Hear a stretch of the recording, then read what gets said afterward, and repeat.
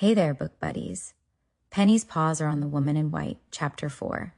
The mystery's thick, the vibes are spooky, and Penny still isn't sure if she trusts anyone in this story. Except maybe the snacks. Let's read. Chapter 4. When I rose the next morning and drew up my blind, the sea opened before me joyously under the broad August sunlight, and the distant coast of Scotland fringed the horizon with its lines of melting blue. The view was such a surprise, and such a change to me, after my weary London experience of brick-and-mortar landscape, that I seemed to bury into a new life and a new set of thoughts. The moment I looked at it, a confused sensation of having suddenly lost my familiarity with the past, without acquiring any additional clearness of idea in reference to the present or the future, took possession of my mind. Circumstances that were but a few days old faded back in my memory, as if they had happened months and months since. Pesca's quaint announcement of the means by which he had procured me my present employment, the farewell evening I had passed with my mother and sister, even my mysterious adventure on the way home from Hampstead, had all become like events which might have occurred at some former epoch of my existence. Although the woman in white was still in my mind, the image of her seemed to have grown dull and faint already. A little before 9 o'clock, I descended to the ground floor of the house. The solemn man-servant of the night before met me wandering among the passages, and compassionately showed me the way to the breakfast room. My first glance round me, as the man opened the door, disclosed a well-furnished breakfast table, standing in the middle of a long room with many windows in it. I looked from the table to the window farthest from me, and saw a lady standing at it, with her back turned towards me. The instant my eyes rested on her, I was struck by the rare beauty of her form, and by the unaffected grace of her attitude. Her figure was tall, yet not too tall, comely and well-developed, yet not fat, her head set on her shoulders with an easy, pliant firmness. Her waist, perfection in the eyes of a man, for it occupied its natural place, it filled out its natural circle, it was visibly and delightfully undeformed by stays. She had not heard my entrance into the room, and I allowed myself the luxury of admiring her for a few moments, before I moved one of the chairs near me, as the least embarrassing means of attracting her attention. She turned towards me immediately. The easy elegance of every movement of her limbs and body as soon as she began to advance from the far end of the room set me in a flutter of expectation to see her face clearly. She left the window, and I said to myself, "The lady is dark." She moved forward a few steps, and I said to myself, "The lady is young." She approached nearer, and I said to myself with a sense of surprise, which words fail me to express, "The lady is ugly." Never was the old conventional maxim, that nature cannot err, more flatly contradicted. Never was the fair promise of a lovely figure more strangely and startlingly belied by the face and head that crowned it. The lady's complexion was almost swarthy, and the dark down on her upper lip was almost a mustache. She had a large, firm, masculine mouth and jaw, prominent, piercing, resolute brown eyes, and thick, coal-black hair, growing unusually low down on her forehead. Her expression, bright, frank, and intelligent, appeared, while she was silent, to be altogether wanting in those feminine attractions of gentleness and pliability, without which the beauty of the handsomest woman alive is beauty incomplete. To see such a face as this set on shoulders that a sculptor would have longed to model, to be charmed by the modest graces of action through which the symmetrical limbs betrayed their beauty when they moved, and then to be almost repelled by the masculine form and masculine look of the features in which the perfectly shaped figure ended, was to feel a sensation oddly akin to the helpless discomfort familiar to us all in sleep, when we recognize yet cannot reconcile the anomalies and contradictions of a dream. "Mr. Hartright," said the lady interrogatively, her dark face lighting up with a smile, and softening and growing womanly the moment she began to speak. "We resigned all hope of you last night, and went to bed as usual. Accept my apologies for our apparent want of attention, and allow me to introduce myself as one of your pupils. Shall we shake hands? I suppose we must come to it sooner or later, and why not sooner?" These odd words of welcome were spoken in a clear, ringing, pleasant voice. The offered hand, rather large but beautifully formed, was given to me with the easy, unaffected self-reliance of a highly bred woman. We sat down together at the breakfast table in as cordial and customary a manner as if we had known each other for years, and had met at Limmeridge House to talk over old times by previous appointment. "I hope you come here good-humoredly determined to make the best of your position," continued the lady. "You will have to begin this morning by putting up with no other company at breakfast than mine. My sister is in her own room, nursing that essentially feminine malady, a slight headache, and her old governess, Mrs. Vesey, is charitably attending on her with restorative tea. My uncle, Mr. Fairley, never joins us at any of our meals. He is an invalid and keeps bachelor state in his own apartments. There is nobody else in the house but me. 2 young ladies have been staying here, but they went away yesterday, in despair, and no wonder. All through their visit, we produced no such convenience in the house as a flirtable, danceable, small-talkable creature of the male sex. And the consequence was, we did nothing but quarrel, especially at dinner time. How can you expect 4 women to dine together alone every day and not quarrel? We are such fools. We can't entertain each other at table. You see, I don't think much of my own sex, Mr. Hartright. Which will you have, tea or coffee? No woman does think much of her own sex, although few of them confess it as freely as I do." "Dear me, you look puzzled. Why?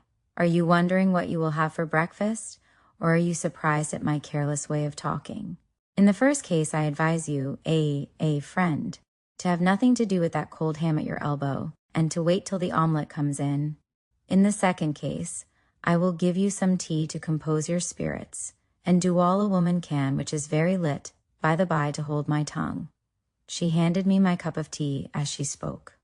Her light flow of talk and her lively familiarity of manner with a total stranger were accompanied by an unaffected naturalness and an easy inborn confidence in herself and her position, which would have secured her the respect of the most audacious man breathing. While it was impossible to be formal and reserved in her company, it was more than impossible to take the faintest vestige of a liberty with her, even in thought. I felt this instinctively, even while I caught the infection of her own bright gaiety of spirits, even while I did my best to answer her in her own frank, lively way. "Yes, yes," she said, when I had suggested the only explanation I could offer to account for my perplexed looks. "I understand. You are such a perfect stranger in the house that you are puzzled by my familiar references to the worthy inhabitants. Natural enough, I ought to have thought of it before. At any rate, I can set it right now. Suppose I begin with myself, so as to get done with that part of the subject as soon as possible? My name is Marian Halcombe, and I am as inaccurate as women usually are, in calling Mr. Fairley my uncle, and Miss Fairley my sister. My mother was twice married, the first time to Mr. Halcombe, my father, the second time to Mr. Fairley, my half-sister's father. Except that we are both orphans, we are in every respect as unlike each other as possible. My father was a poor man, and Miss Fairley's father was a rich man. I have got nothing, and she has a fortune. I am dark and ugly, and she is fair and pretty. Everybody thinks me crabbed and odd with perfect justice, and everybody thinks her sweet-tempered and charming with more justice still. In short, she is an angel, and I am. Try some of that marmalade, Mr. Hartright, and finish the sentence in the name of female propriety for yourself. What am I to tell you about Mr. Fairley? Upon my honor, I hardly know. He is sure to send for you after breakfast, and you can study him for yourself. In the meantime, I may inform you first that he is the late Mr. Fairley's younger brother. Secondly, that he is a single man, and thirdly, that he is Miss Fairley's guardian. I won't live without her, and she can't live without me, and that is how I come to be at Limmeridge House. My sister and I are honestly fond of each other, which, you will say, is perfectly unaccountable under the circumstances, and I quite agree with you, but so it is. You must please both of us, Mr. Hartright, or please neither of us, and what is still more trying, you will be thrown entirely upon our society. Mrs. Vesey is an excellent person, who possesses all the cardinal virtues and counts for nothing, and Mr. Fairley is too great an invalid to be a companion for anybody.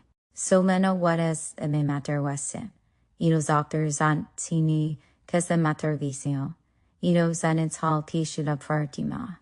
We all say it's on the nerves, and we none of us know what we mean when we say it.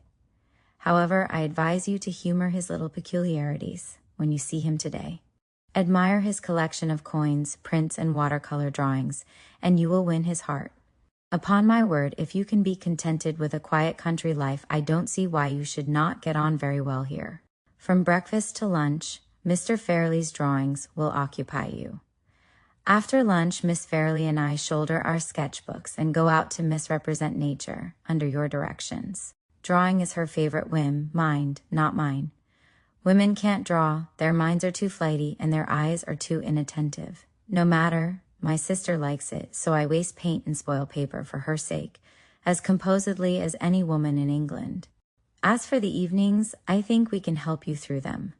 Miss Fairley plays delightfully. For my own poor part, I don't know one note of music from the other, but I can match you at chess, backgammon, écarté, and with the inevitable female drawbacks, even at billiards as well. What do you think of the program? Can you reconcile yourself to our quiet, regular life? Or do you mean to be restless and secretly thirst for change and adventure in the humdrum atmosphere of Limmeridge House?